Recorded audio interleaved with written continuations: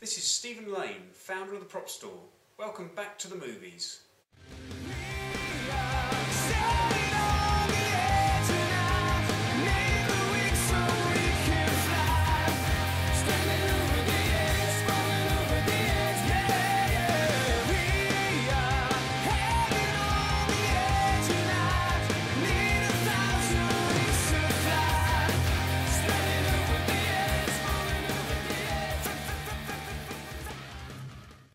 Today on Back to the Movies, we have Stephen Lane, CEO and founder of the Prop Store of London, the UK's biggest seller of movie props and memorabilia.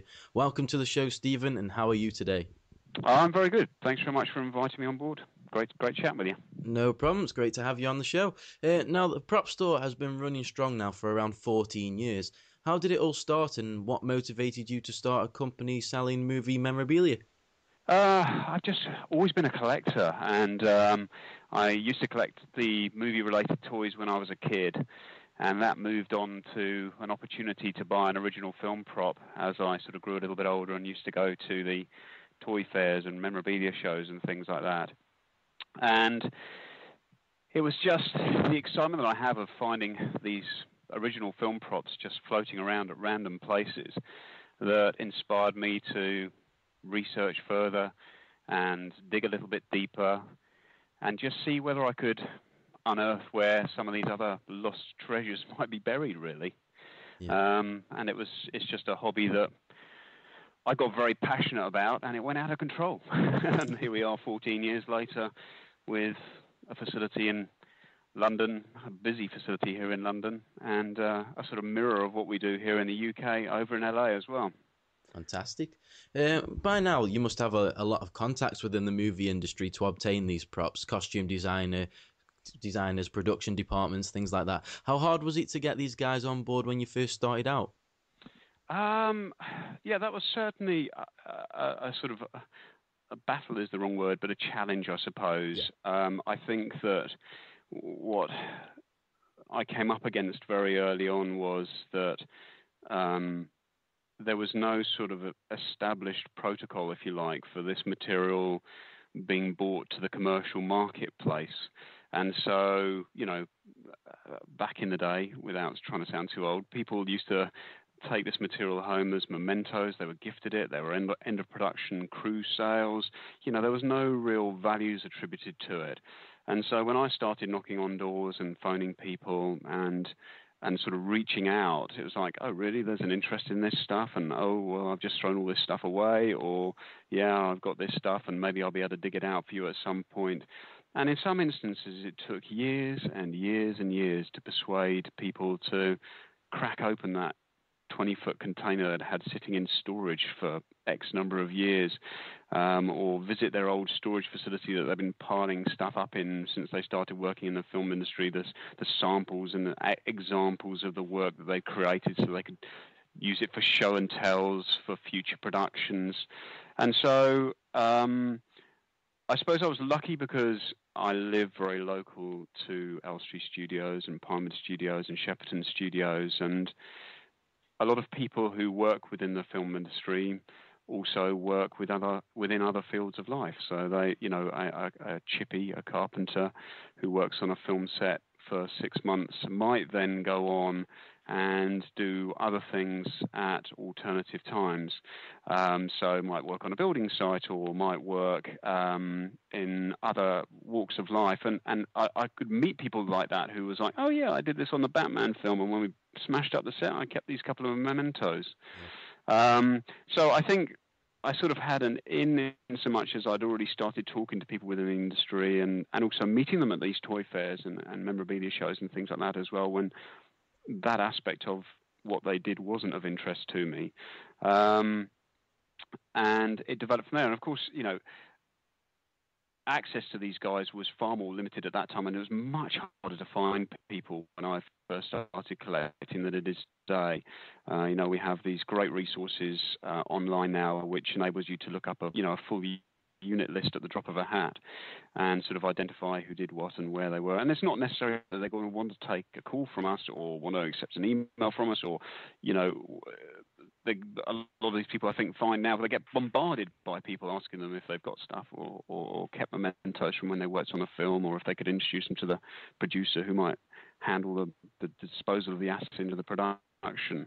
But at least now that helps us with the research. So that, the whole dynamics of not only the hobby but how we approach people has changed. But going back to your original question, we were lucky because we did start so early, but before anybody else in the UK was doing this professionally, before really there was a truly established hobby within the UK. And so we developed a network of relationships.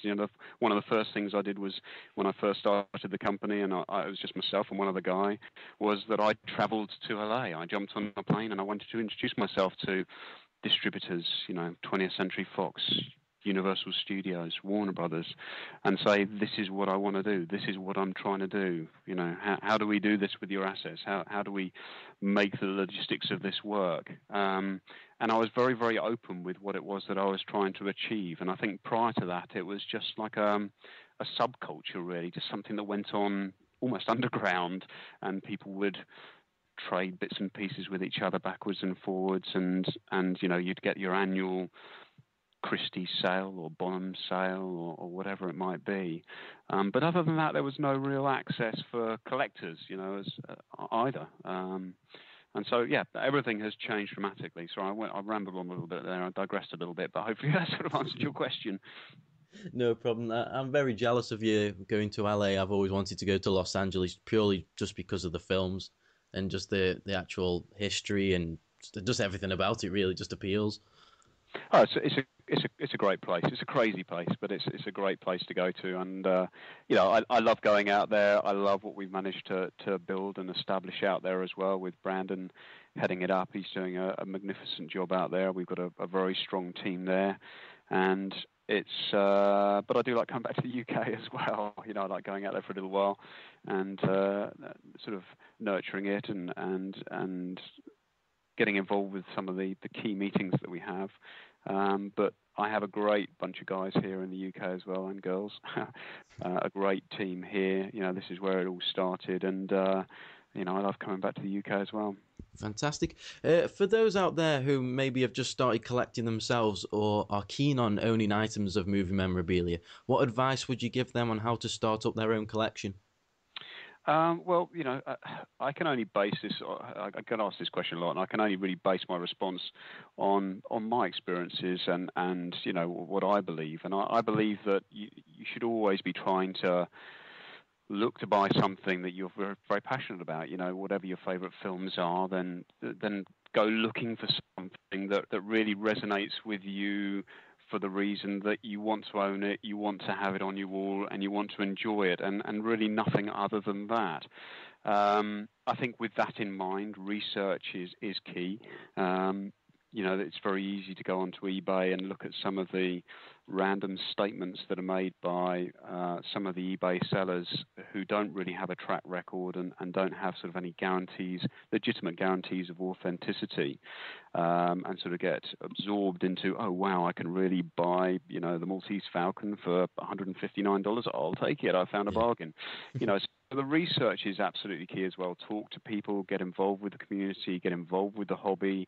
There are plenty of forums and blogs out there now which never existed before, which have a wealth of information on them. And I think getting right in depth with that side of it, with that aspect of it, is very, very important.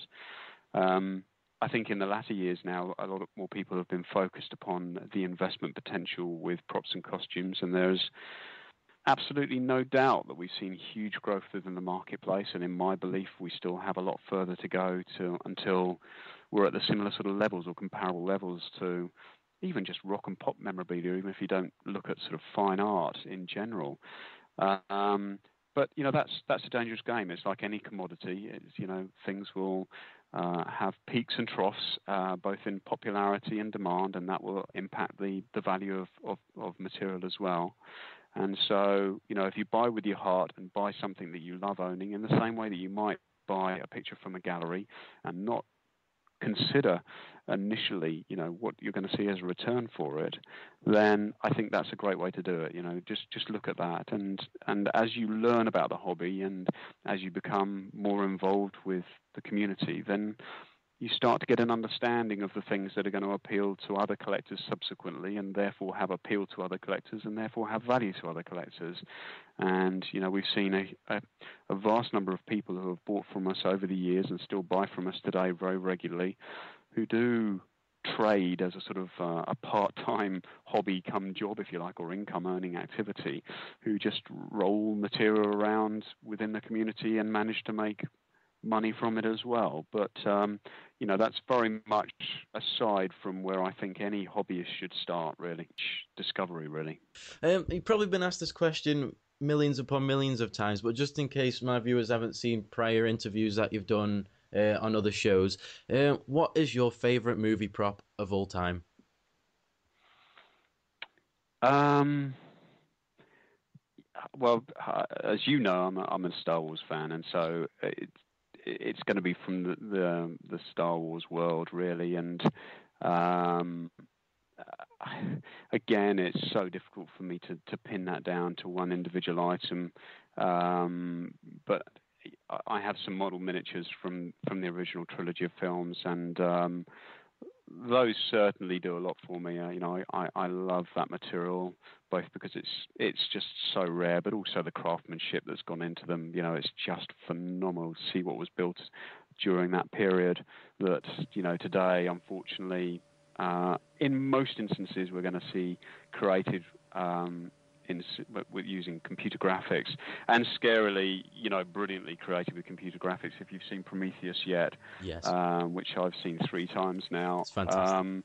The Prometheus ship on that just looks beautiful, and that's completely rendered, and that's disheartening to some degree, just because we're seeing the loss of an art form with the creation of a new art form, obviously with the guys who do this incredible work. But model miniatures are just brilliant, and we have in recent years we have seen other films still use them, and I like to think that people will go back and continue to use them.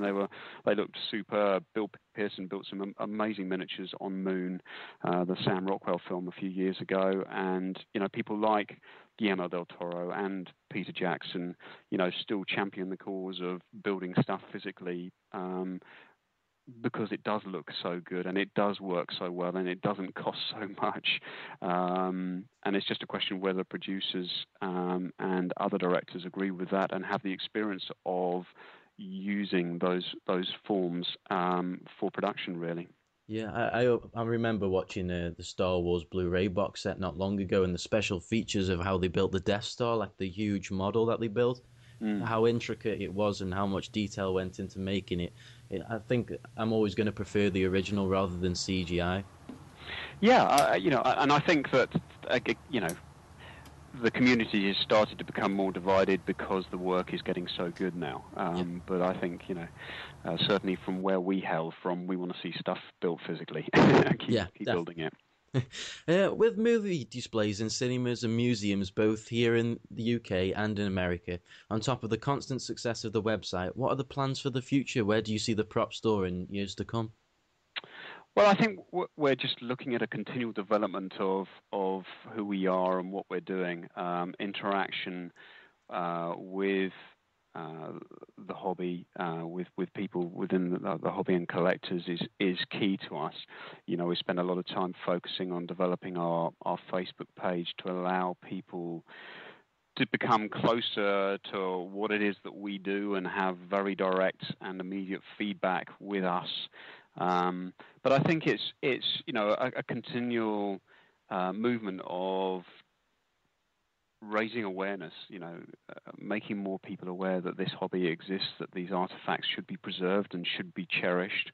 And yeah, you're absolutely right. Getting involved with more exhibitions, more events, more museums around the world, which we do very regularly right now.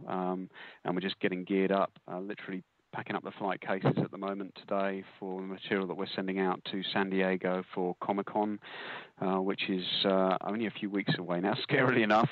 And then a couple of months after that, or just about a month after that, we go to Celebration in Florida, where we'll have an exhibition booth there as well.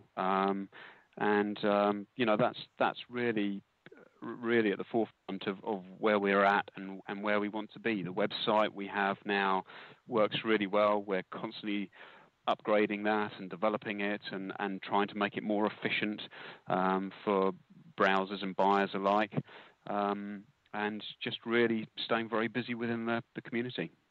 Fantastic. I mean, thinking of exhibitions going back now, that's how I first heard about the prop store. I went on holiday to Torquay, and in Torquay Museum you had the Way of the Warrior display, I think it was. Oh, yes. With all the gladiator stuff and the Saving Private Ryan stuff, and that's how I first got involved in starting out with the prop interest, really. That's what kind of spurred me on to start collecting this kind of stuff. Oh, that's cool. I mean, that's great to hear. You see, and there we go. That's affirmation of what we're trying to do, and the reason we're trying to do it is working. You know, if we can continue to do that, then it draws more people into the hobby, and it's more fun for everybody. Sure is. Well, that's all the questions I've got for you today, Stephen. And thanks for taking the time to speak to us here at Back to the Movies. We wish you and everyone at the prop store a successful future, and thanks for coming on the show. It's a pleasure, Sean. Thanks very much for taking the time to check in with me.